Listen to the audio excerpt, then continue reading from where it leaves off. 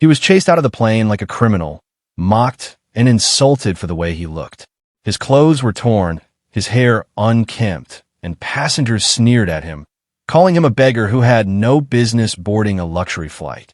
The stewardess shoved him back down the steps, and the crowd laughed as he stumbled, his ticket crumpled in his trembling hands. No one cared that he had paid for his seat. No one cared that he had the right to be there. To them, he was nothing more than filth. But what they didn't know was that the man they were humiliating was the very one who owned the skies they were flying in. And the moment the truth came to light, the same people who mocked him would tremble in shame. Stick around till the end, because you won't believe how this shocking twist unfolds. The scorching afternoon sun beat down on the tarmac as the old man slowly made his way toward the plane. His clothes were stained, his sandals worn thin, his beard long and gray.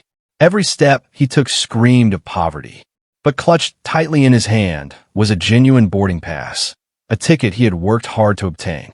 He was not begging for charity. He was not sneaking his way in. He had every right to step onto that flight. Passengers lining up behind him frowned in disgust. Some whispered under their breath. Others didn't bother to hide their ridicule. "How did he afford this ticket?" one man muttered. A young woman in a designer dress rolled her eyes, covering her nose as if his very presence was an offense. The humiliation hit him like arrows, but he kept moving, head bowed, heart steady. He had learned to live with the sting of judgment.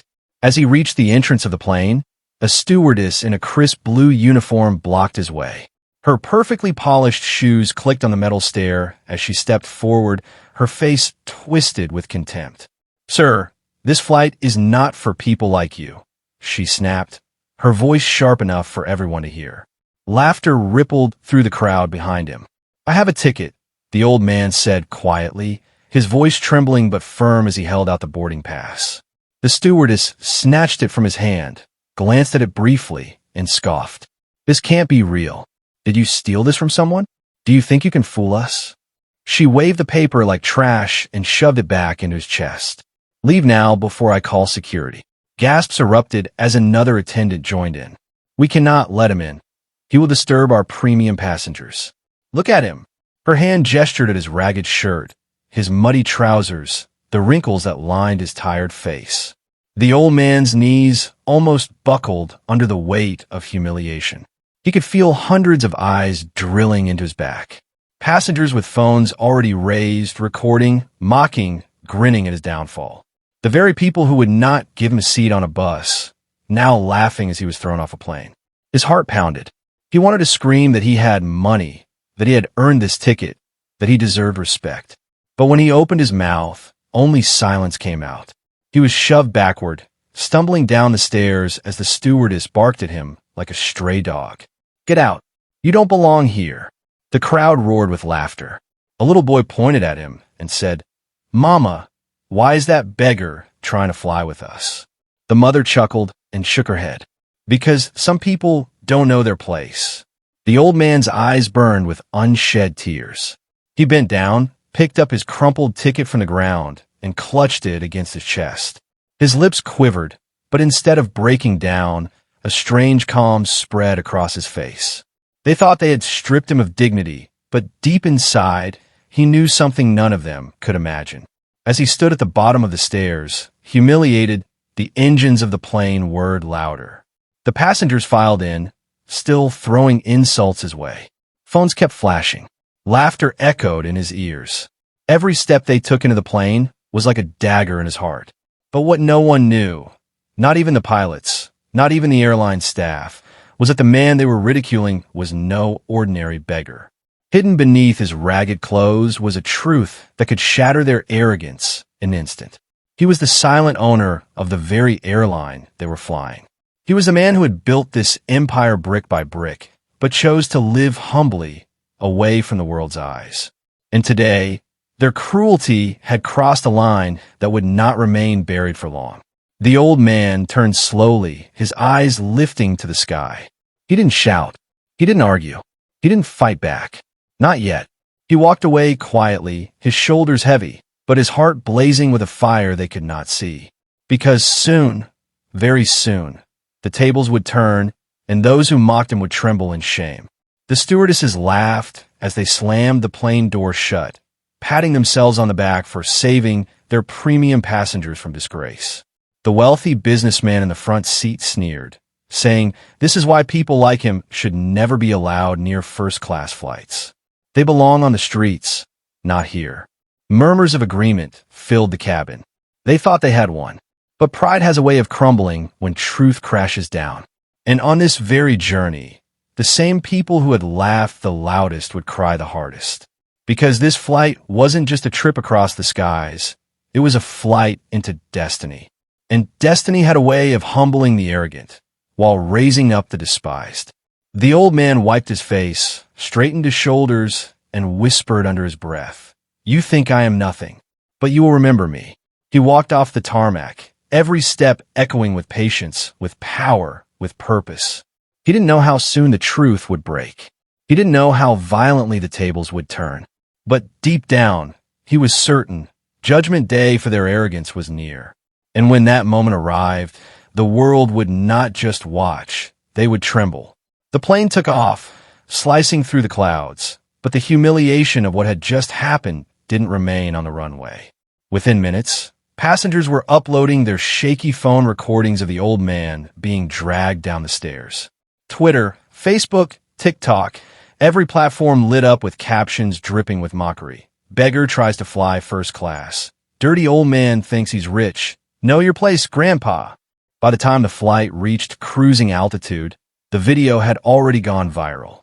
Memes popped up like wildfire, his wrinkled face photoshopped onto garbage bags. People writing fake captions like, "I just wanted free peanuts." The internet laughed without mercy. Inside the plane, the passengers congratulated themselves, raising glasses of champagne as if they had collectively defeated some grand threat. "Can you believe he even tried to argue?" One man chuckled. "The audacity of these people." A woman in pearls joined in.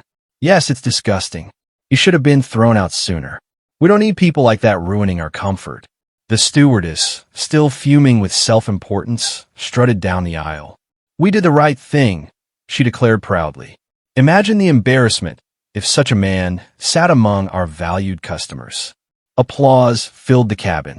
They cheered her as a hero, blind to the storm brewing just beneath the clouds. Meanwhile, miles below, the old man walked with quiet steps, his heart bruised but not broken. The cruel voices of strangers echoed in his ears, but his soul whispered louder, "Patience." Justice is never late. He had lived long enough to know that arrogance always collapses under its own weight. As he reached the airport's exit, a small boy tugged on his sleeve. The boy's mother, a cleaner in the terminal, rushed forward, scolding her child for bothering him. But the old man bent low, smiled faintly, and whispered, "Never be ashamed of where you are. People who laugh at you today may bow before you tomorrow." The boy didn't understand, but the words carried the fire of a man who had tasted both poverty and power. Back on the plane, the turbulence hit suddenly. The passengers jolted in their seats, their glasses tipping, nerves rattling. The stewardess assured them it was normal, her voice dripping with fake calm. But for some reason, a wave of unease spread through the cabin. The man in pearls shifted uncomfortably. Strange, isn't it? Almost like karma in the air. He chuckled, but the laughter was weak this time. Little did they know, the old man they had mocked wasn't just an ordinary traveler. He wasn't a beggar. He wasn't helpless. He was the silent power behind the airline itself. The very aircraft carrying their arrogance through the skies bore his signature in its creation. And soon, the truth would explode in their faces. But destiny wasn't done weaving humiliation yet. The video of their cruelty reached the eyes of reporters. News anchors replayed the clip, their tones shifting from mockery to outrage.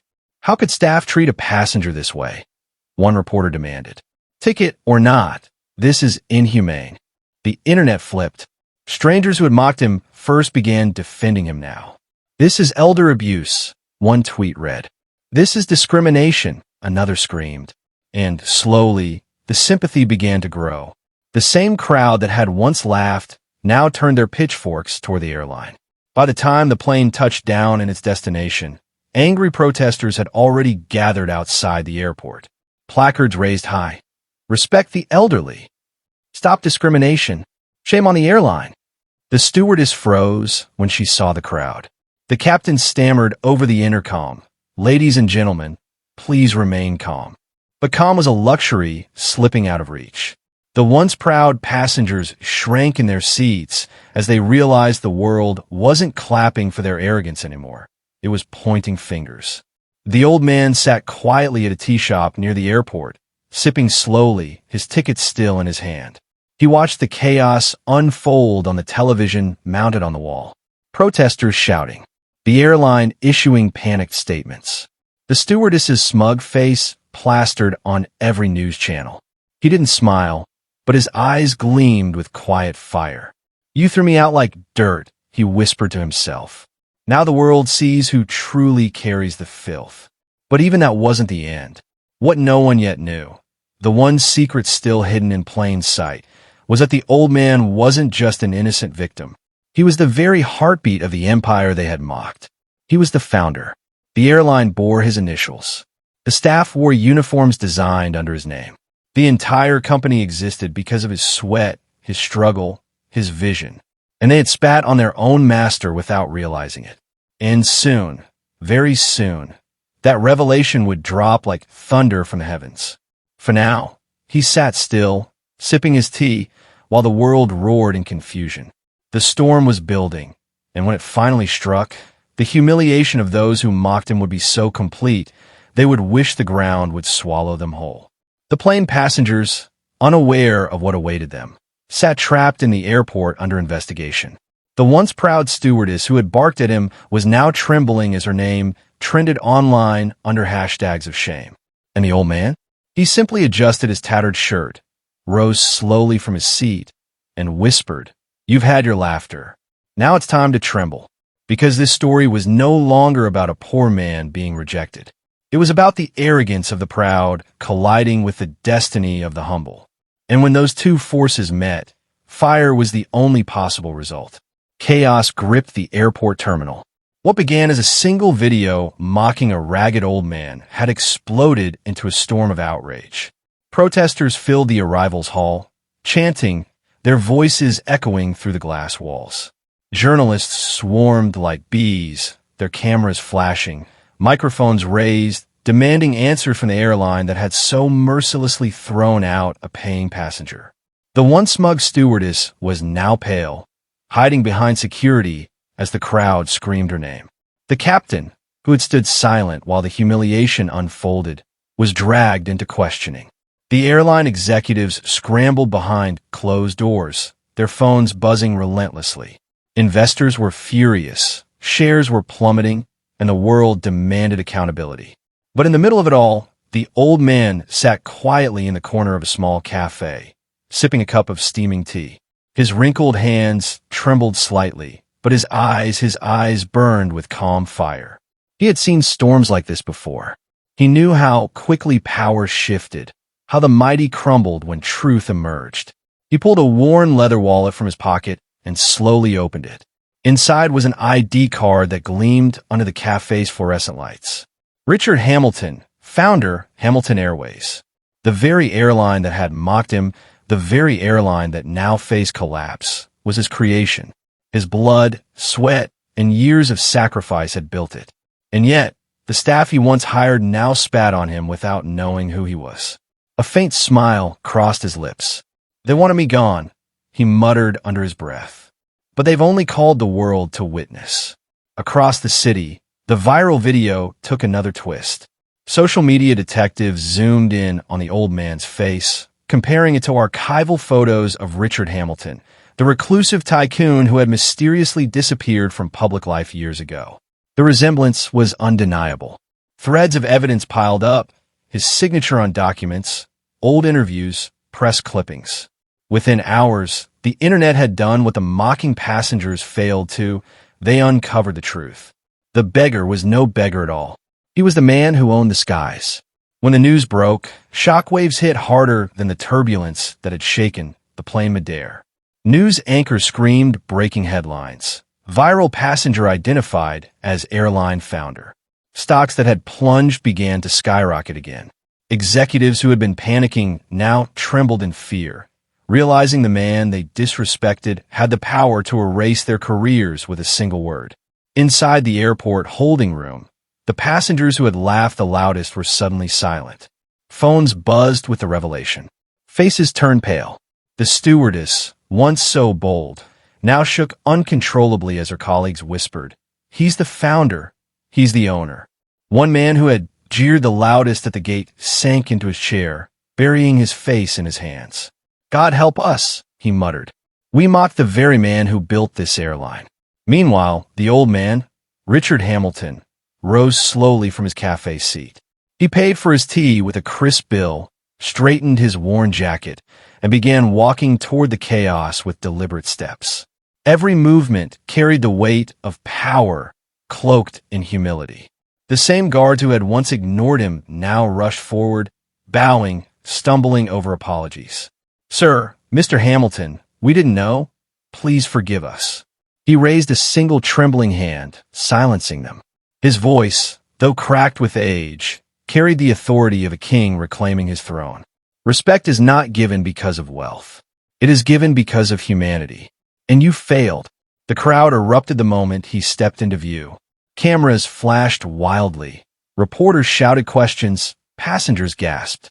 Some who had mocked him earlier now tried to hide their faces, shrinking into corners. Others fell to their knees, begging forgiveness. The stewardess was shoved forward by trembling executives, her eyes wide with terror. She stammered, I didn't know, sir. I was only following procedure." Richard's piercing eyes locked onto hers. "Procedure?" he repeated coldly. "Procedure does not give you the right to strip a man of dignity. You looked at my clothes and judged me unworthy. You saw wrinkles and decided I was beneath you. Today, you mocked me because you thought I was powerless. Tomorrow, the world will mock you because you lacked humanity." Her knees buckled, tears streaming down her face. But he turned away, giving her no further audience. The passengers who had cheered her on now scrambled to defend themselves. "We didn't mean it, sir. We thought it was a mistake." But Richard did not even glance at them. Their words were ashes in the wind. Instead, he faced the cameras. His voice, though soft, carried across the terminal. This airline was built to serve people, not to shame them. Today, its own staff showed the world that arrogance has poisoned its heart. But let the world remember this. Wealth does not define a man's worth. And clothes do not measure dignity. Humanity does. The crowd erupted into applause. Journalists live-streamed every word. Social media exploded again. Hashtags praising him, condemning those who mocked him, calling the incident a global lesson in humility. And yet, Richard's calm did not mask his fire. He knew this humiliation was not his loss. It was his weapon. With one move, he had exposed the rot within his own empire. And soon, those who laughed at him would tremble in ways they had never imagined. As the cameras followed, Richard Hamilton walked away from the terminal, his figure steady, his head high. He had entered this day mocked as a beggar. He was leaving it recognized as a king. The airport buzzed like a hornet's nest after being struck. Crowds swarmed every corner. Reporters fought for angles, and phones captured every second of the storm that had exploded from a single act of arrogance. Richard Hamilton, the man mocked as a beggar only hours ago, now walked through the terminal with the quiet authority of a giant among ants. Executives rushed to him, their suits pressed and polished, their faces pale with dread. The CEO of Hamilton Airways, a man who had paraded himself for years as the face of the airline, stuttered nervously. "Mr. Hamilton, we didn't know." Richard's gaze pierced him like lightning. "You didn't know because you didn't care. You thought wealth gave you permission to humiliate. But I built this airline so every man, woman, and child could fly with dignity. You have turned it into a temple of arrogance." The CEO's knees nearly buckled.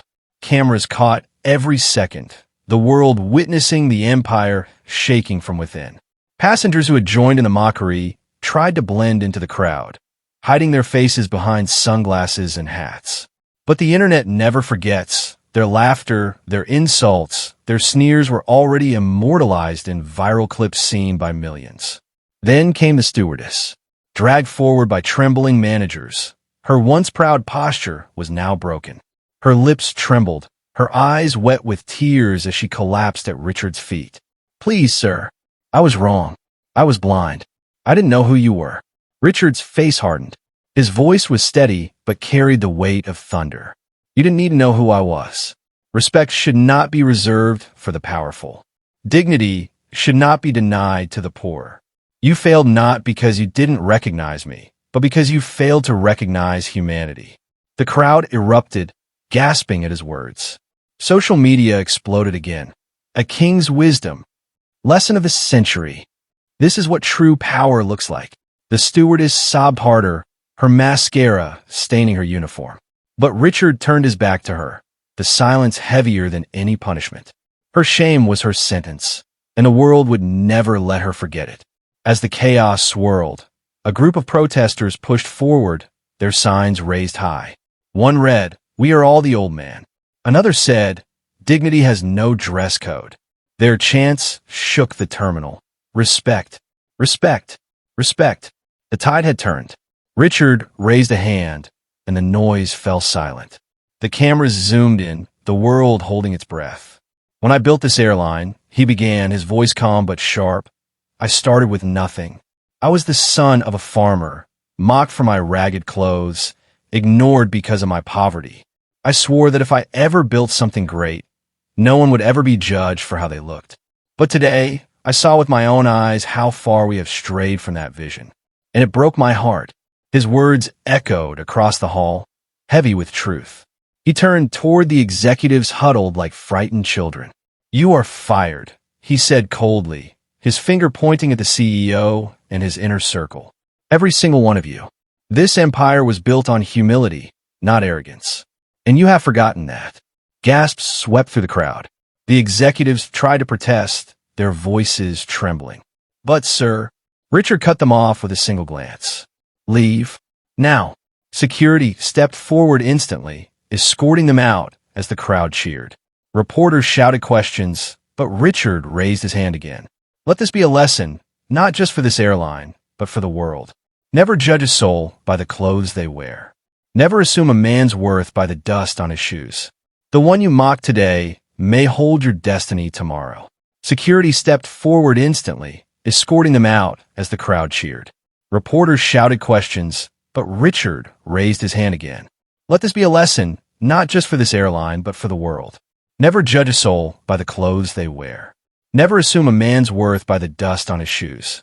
The one you mock today may hold your destiny tomorrow." The terminal erupted in applause. Strangers wept, hugging each other. Some of the passengers who had mocked him fell to their knees, begging forgiveness. But Richard walked past them as if they were shadows. Their shame was enough. And just like that, the man they mocked, the man they called a beggar, stood revealed as the true king of the skies. Their laughter turned to silence, their pride turned to shame, and the very hands that pushed him down now trembled before him. But here's the real question for you. If you were in that crowd, would you have joined the mockery, or would you have stood up for him when everyone else turned away? Drop your answer in the comments below. Smash that like button if this story shook you. And don't forget to subscribe for more explosive stories that will leave you stunned to the very end.